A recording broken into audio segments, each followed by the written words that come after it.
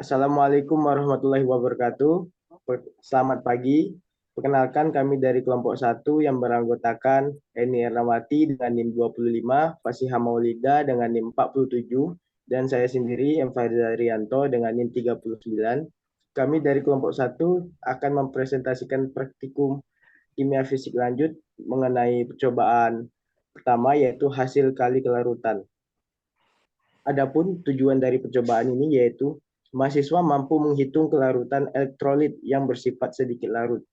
Kemudian, mahasiswa mampu menghitung panas pelarutan PbCl2 dengan menggunakan sifat ketergantungan Ksp pada suhu. Adapun landasan teori pada percobaan ini yaitu menurut Rahmi et al. 2020, penambahan ion senama akan menyebabkan kelarutan berkurang karena terjadi pergeseran kesetimbangan ke arah pembentukan zat padat.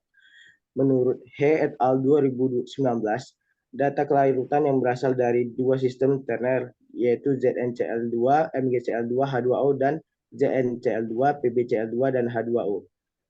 Menurut Atkins dan Paula, meskipun kelarutan tidak sepenuhnya merupakan sifat koligatif, karena kelarutan bervariasi dengan identitas zat terlarut. Adapun alat dan bahan yang digunakan pada percobaan ini yang pertama adalah buret, batang pengaduk, Erlenmeyer 250 ml, gelas piala 100 ml, gelas ukur 100 ml, kaki 3, kawat kasa, pipet tetes, pembakar gas, rak tabung reaksi, dan termometer. Adapun bahan yang digunakan yaitu KCl 1 molar dan PbNO32 0,079 molar. Baiklah, selanjutnya ada skema kerja. Yang pertama, diukur 10 mili timbal 2 nitrat atau PbNO3 2 kali. Kemudian dimasukkan ke dalam 9 tabung reaksi. Yang mana fungsi dari 9 tabung reaksi ini adalah agar ditambahkan KCl atau kalium klorida dengan volume yang berbeda-beda. Kemudian selanjutnya ditambahkan KCl atau kalium klorida dengan variasi volume yang berbeda, di mana fungsinya yaitu adalah penambahan KCl ini akan meningkatkan kelarutan ionik larutan yang dapat mempengaruhi aktivitas ion dalam larutan. Maka kekuatan ionik yang lebih tinggi dapat mengurangi koefisien aktivitas ion, sehingga meningkatkan kelarutan timbal 2 nitrat dengan mengurangi interaksi antar ion yang berbeda dalam larutannya. Kemudian variasi volume yang berbeda ini terdapat pada tabung reaksi pertama yaitu sebanyak 0,5 mili KCl, tabung reaksi kedua yaitu 1 mili KCl, yang ketiga 1,5 KCl, yang keempat 2 mili KCl, yang kelima 2,5 mili KCl, yang keenam 3 mili KCl, yang ketujuh 3,5 mili KCl, yang kedelapan 4 mili KCl, dan yang kesembilan 4,5 mili KCl. Kemudian didapat hasil berupa pada volume KCl 0,5 mili dan 1 mili tidak terdapat endapan. Kemudian pada penambahan KCl atau kalium klorida yang mendapati endapan, maka dilakukan pemanasan, di mana fungsi pemanasan ini ingin melihat suhu di mana timbal 2 nitrat ini akan larut.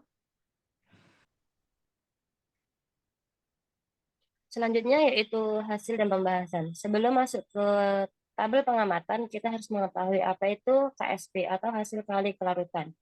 Hasil kali kelarutan merupakan sebuah ketetapan yang didapatkan dari hasil kali kelarutan konsentrasi ion-ion sukar larut yang dipangkatkan dengan koefisien reaksi kesetimbangan ionisasinya.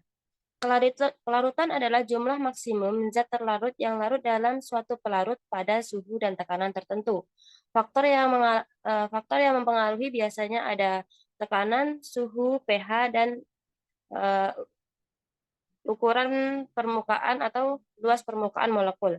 Hasil kali kelarutan senyawa dapat ditentukan dengan mengukur kelarutan sampai keadaan tepat jenuh. Hubungan hasil kali kelarutan menjelaskan bahwa kelarutan suatu zat sangat banyak berkurang jika ditambahkan reagen yang mengandung ion sekutu dengan zat lain. Karena konsentrasi ini jika semakin tinggi konsentrasi, ion yang lainnya harus menjadi rendah dalam larutan jenuh, maka zat akan diendapkan. Jadi jika salah satu ion harus dikeluarkan dari larutan dengan pengendapan, reagen harus dipakai dengan berlebihan. Namun penggunaan reagen yang berlebihan akan menyebabkan hasil yang banyak buruknya daripada baiknya, karena akan terjadi pembentukan senyawa kompleks. Hubungan KSP dengan suatu kelarutan adalah semakin besar nilai KSP suatu zat, maka akan semakin besar kelarutan zat air di dalam air.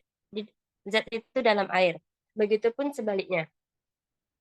Berdasarkan tabel pengamatan ini dapat dilihat bahwa pada penambahan volume kalium klorida 0,1 dan 1 mili tidak terjadi endapan. Dan pada penambahan volume kalium klorida pada 1,5 mili sampai 4,5 mili terjadi endapan. Hal tersebut dapat terjadi karena setiap zat memiliki sifat kelarutan yang berbeda-beda. Dapat dilihat pada percobaan ini bahwa ketika larutan timbal klorida ditambahkan dengan kalium klorida yang semakin meningkat volumenya, maka akan lebih banyak juga endapan yang terbentuk. Hal ini dapat terjadi karena konsentrasi ion Cl- dalam larutan akan meningkat. Peningkatan konsentrasi ion klorida akan menyebabkan produk ion PbCl atau timbal klorida juga meningkat, sehingga terbentuknya dua larutan, yaitu larutan jenuh dan larutan lewat jenuh.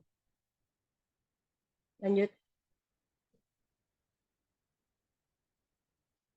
Berdasarkan tabel perhitungan yang telah dilakukan pada percobaan ini dan yang telah dihitung oleh setiap praktikan, dapat dilihat bahwa jika semakin besar volume larutan campuran, maka akan semakin tinggi pula suhu yang digunakan saat proses pelarutan.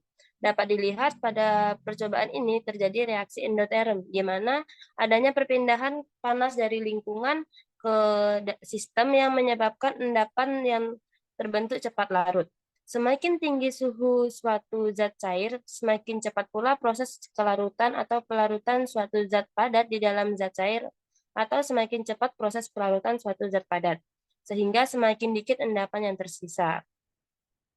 Hubungan antara kelarutan dengan KSP, yaitu KSP dapat menentukan kelarutan dan kelarutan dapat dihitung pula dengan menggunakan tabel KSP yang telah ditentukan. Lanjut.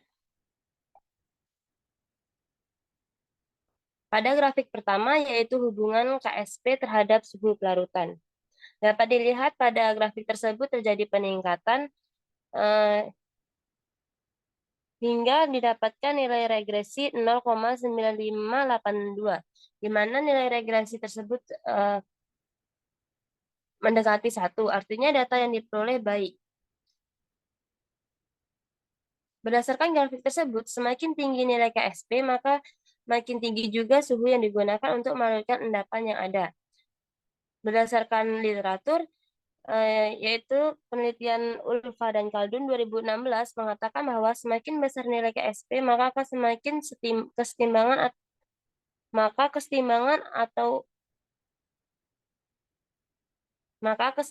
akan bergeser ke arah pereaksi atau pembentukan endapan. Maka dengan itu suhu harus lebih tinggi agar dapat memberikan energi panas yang cukup untuk memecah ikatan kristal yang terlarut menjadi ion-ion di dalam larutan. Pada grafik kedua, yaitu hubungan kelarutan PbCl2 atau timbal klorida terhadap suhu pelarutan. Berdasarkan grafik tersebut terjadi peningkatan yang dimana menunjukkan hasil yang baik. Grafik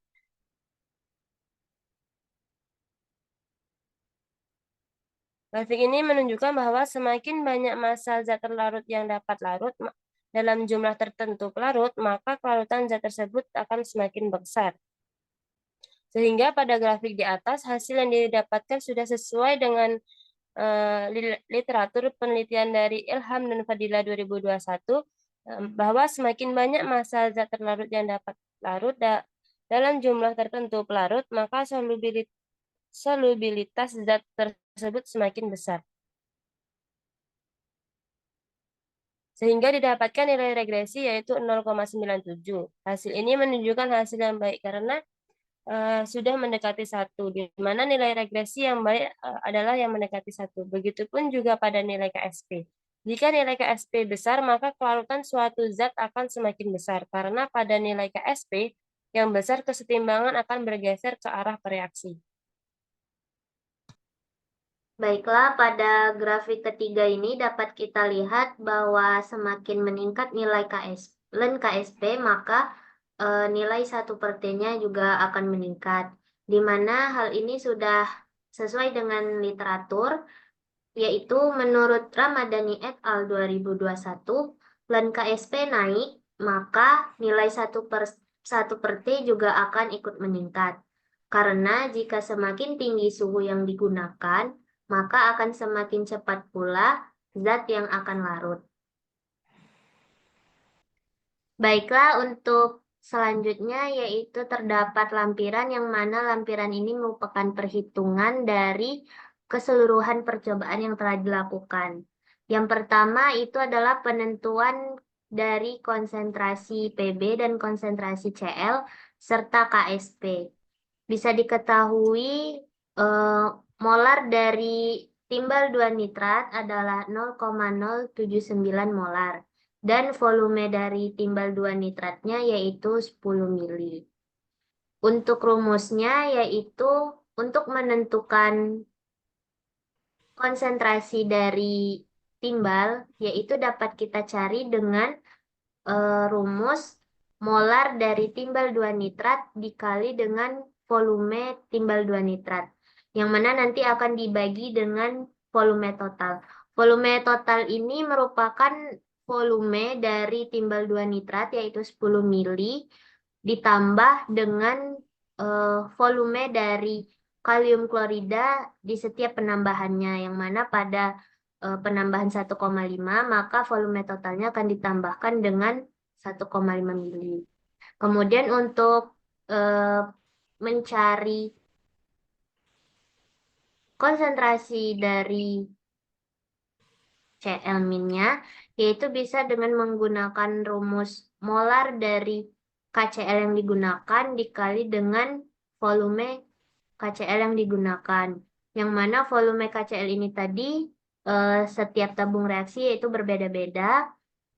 Kemudian nanti akan dibagi dengan volume totalnya. Dan volume total ini juga merupakan volume dari timbal 2 nitrat ditambah dengan volume dari variasi KCl. Kemudian terdapat juga rumus untuk menentukan nilai KSP-nya, yang mana rumusnya yaitu konsentrasi dari Pb akan dikali dengan konsentrasi dari Cl-nya. Baiklah, pada poin kedua yaitu penentuan panas pelarutan atau delta H dari PbCl2. Yang mana poin kedua ini nilainya berdasarkan grafik hubungan dari Len KSP terhadap 1/T. Yang mana persamaan yang didapat dari grafik ini adalah Y sama dengan min 0,3934,6X ditambah 5,0479. Yang mana nilai regresi yang didapatkan juga sebesar 0,9815. Dan rumus yang digunakan pada perhitungan kali ini yaitu slope sama dengan min delta H per R. Pada percobaan ini yang akan dicari yaitu delta H-nya. Maka menggunakan rumus min slope dikali R, yang mana R itu adalah nilai regresi dan slope-nya didapat dari persamaan yang ada pada grafik. Kemudian selanjutnya yaitu min dikali min 3934,6 dikali 8,314. Dan hasilnya yaitu 32.712,2644 Joule per mol. Yang ketiga yaitu penentuan KSP PbCl2 pada suhu 25 derajat Celcius berdasarkan percobaan. Suhu 25 derajat Celcius diubah menjadi Kelvin, yaitu 298 Kelvin. Menurut literatur, nilai KSP PbCl2 yaitu 1,7 kali 10 pangkat min 5. Digunakan rumus ln KSP sama dengan min delta H per R dikali 1 per T. Nilai delta H diperoleh dari perhitungan sebelumnya. R yaitu ketetapan dengan nilai 8,314 dan T yaitu 298 Kelvin. Maka min 32.712,2644 dibagi dengan 8,314 kali 298 didapatkan hasil minus 13,20335. Untuk mencari nilai KSP, maka nilai ln KSP dieksponensial sehingga didapatkan 1,84 kali 10 pangkat min 6.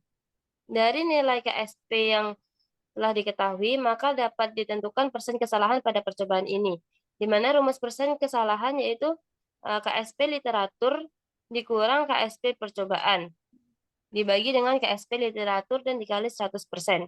Sehingga pada percobaan ini didapatkan persen kesalahan 0,89%. Untuk perhitungan yang keempat yaitu penentuan kelarutan PbCl2 dalam air, yang mana dapat diketahui MR dari PbCl2 adalah 277 gram per mol. Yang akan menggunakan rumus yaitu S sama dengan akar 3 KSP dibagi 4 dikali MR PbCl2.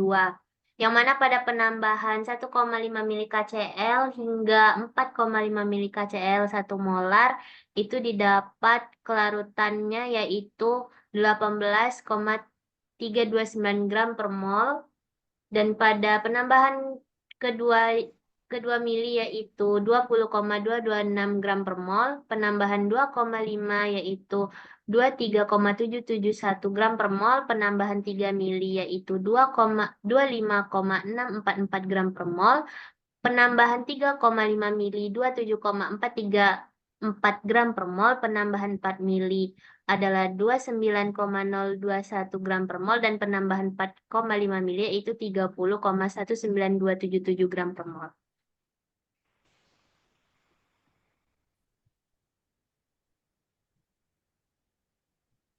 Baiklah, selanjutnya yaitu kesimpulan dan saran. Adapun kesimpulan pada percobaan ini yaitu yang pertama, endapan akan terbentuk jika konsentrasi zat terlarut dalam larutan telah melebihi batas maksimum yang dapat ditampung.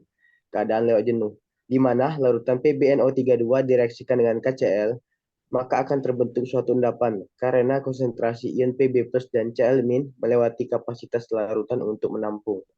Kedua, nilai panas pelarutan positif yang dihasilkan yaitu sebesar 32.712,2644 Joule per mol yang dihasilkan dalam pembentukan PbCl2. Reaksi pelarutannya bersifat endoterm, yaitu memerlukan energi dari luar untuk dapat terjadi. Saran pada percobaan ini yaitu digunakan sampel dari darin 1 sebagai pembanding, dan saat melakukan pelarutan dilakukan sesuai prosedur dan secara hati-hati. Sekian presentasi dari kami kelompok 1, lebih dan kurangnya kami mohon maaf. Kami akhiri, wassalamualaikum warahmatullahi wabarakatuh.